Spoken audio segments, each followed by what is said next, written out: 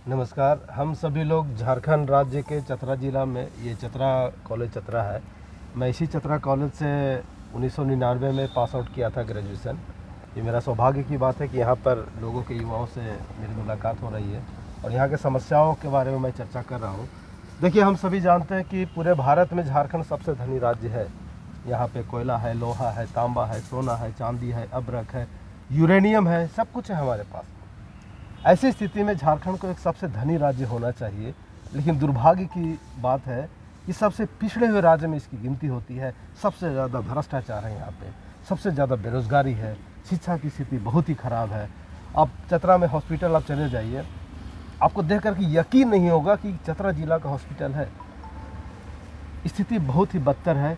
और इन लोग सब रोज़गार के बारे में बात कर रहे थे। मैं आपको बताऊं कि सचमुच रोज़गार की स्थिति भी चतरा में बहुत ख़राब है और पूरे झारखंड में स्थिति बहुत ख़राब है।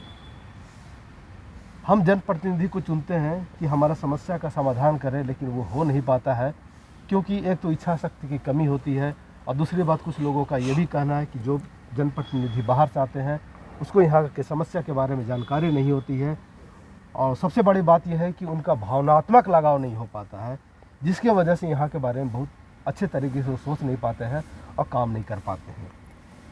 अब देखिए, रोज़गार जो क्रिएट करने वाली बात है, ये कोई बड़ी बात नहीं, ये सिर्फ इच्छा शक्ति की ज़रूरत है। मुझे याद है, जब मैं छोटा था, मैट्रिक पास भी नहीं किया था, लोग बहुत उत्साहित थे कि चतरा में ट्रेन आने वाला है। अब देखिए, 30-35 साल बीत गया, अभी भी हम सुन रहे हैं कि ट्रेन आने वाला है। अब भगवान जाने ट्रेन कब आएगा, या पता नहीं कोई अवतार लेंगे वो ट्रेन लाएंगे, ईश्वर जाने।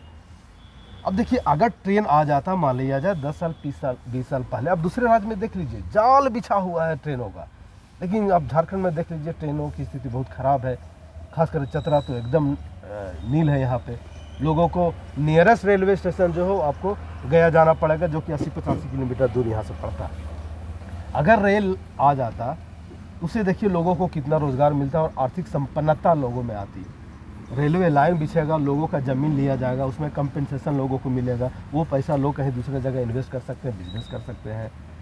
रेलवे स्टेशन बनेगा, वहाँ बहुत सारे लोग अपना दुकान खोलेंगे, कुछ पैसा का इनकम होगा। और आपको बड़े जानकर के आश्चर्य होगा, खुशी होगी कि यहाँ टमाटर बहुत सस्ता होता है और धनिया पत्ता बहुत ज़्यादा होता है। और टमाटर और धनिया का पत्ता जाता है कलकत्ता बस से। लेकिन सोचिए, अगर हमारा ट्रेन रहता तो जाने में कितना आसान होता, कॉस्ट कम पड़ता और यहाँ के किसानों को टमाटर फेंकना नहीं पड़ता। जी हाँ, यहाँ टमाटर लोगों को फेंकना पड़ जाता है। जो आसपास के गांव से टमाटर लेकर के टोकरी में आते हैं, वापस जब ले करके जाएंगे तो उनको भाड़ा देना पड़ेगा, तो बेचारे लोग टमाटर मार्केट में गिरा करके चले जाते हैं। ये स्थिति है। तो ट्रेन आता तो इससे ये लाभ होता। अब रोज़गार और कैसे क्रिएट हो सकता है? कोयलरी होना किसी भी राज्य के लिए या किसी भी क्षेत्र के लिए सौभाग्य की बात होती है। हमारे चतरा जिला में कोयलरी है, टंडवा में आप जा करके देखिए। लेकिन जानते हैं, दुर्भाग्य की बात है कि 90% लोग वहाँ रोज़गार बाहरी आदमी कर रहे हैं, जबकि उसका अभिशाप कौन झेल रहा है? लोकल आदमी। अब 10 मिनट क्षेत्र में आप घूम लीजिएगा ना, पूरा कपड़ा आपका काला हो जाएगा, गंदा हो जाएगा। जहाँ भी जाइए, जितना भी पेड़ देखिए, मकान देखिए, सबके ऊपर आपका ब्लैक डस्ट उसमें गिरा हुआ है। अब सोचिए, जो व्यक्ति वहाँ सांस ले रहा है, उसका आयु 10-20 साल निश्चित रूप से कम हो रहा है। लेकिन उसका फ़ायदा कौन उठा रहा है? बाहरी आदमी उठा रहा है। बाहर के आदमी नौकरी कर रहे हैं वहाँ पे। गाड़ी जो चल रही है वहाँ पे कोयला ढोने वाला, उसमें भी जानते हैं अधिकतर आदमी बाहरी का है। बाहरी आदमी उसका मालिक है। रजिस्ट्रेशन लोकल का जरूर है, लेकिन मालिक बाहरी है उसका। हम लोग को बेवकूफ़ बनाया जाता है। तो कोयलरी आने से फ़ायदा क्या हुआ? ये तो हमारे लिए नुकसान वाली बात हुई। तीसरा देखिए, यहाँ के लोग कोटा अपने बच्चे लोग को भेजने, जिसके पास 2 पैसा आ गया, बेचारा अपना बच्चे को पढ़ाई के लिए बाहर भेजते हैं, कोटा भेजते हैं, बेंगलोर भेजते हैं। देखिए, बाहर से पैसा यहाँ आने का कोई साधन नहीं है, लेकिन जो मेहनत से कुछ पैसा कमाया, बेचारा वो पैसा बाहर भेज दे रहा है। सोचिए, अगर यहाँ पे इंजीनियरिंग कॉलेज खुल जाए तो क्या लोगों का वो जो पैसा बाहर जा रहा है वो तो बचेगा।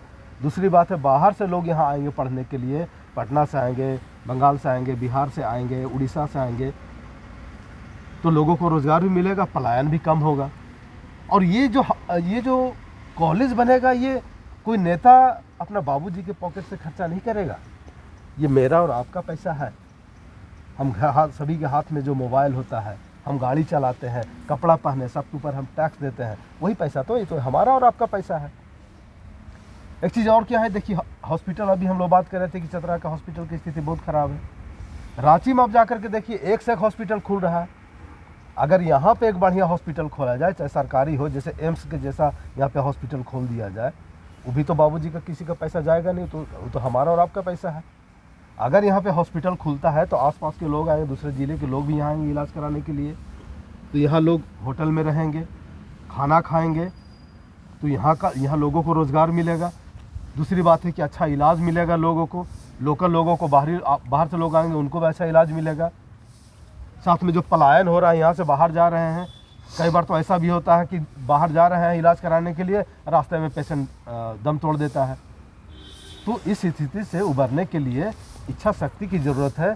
और अभी भाई साहब लोग बोल रहे थे कि हमारा लोकल जनप्रतिनिधि, निश्चित रूप से लोकल जनप्रतिनिधि की बहुत आवश्यकता है। और मैं सभी पार्टियों से आग्रह करूंगा, बहुत जल्दी चुनाव होने वाला है, सभी पार्टी इस पर विचार करें। अभी तक कोई भी स्थानीय व्यक्ति यहाँ सांसद नहीं बना, ये बहुत बड़ा कलंक है।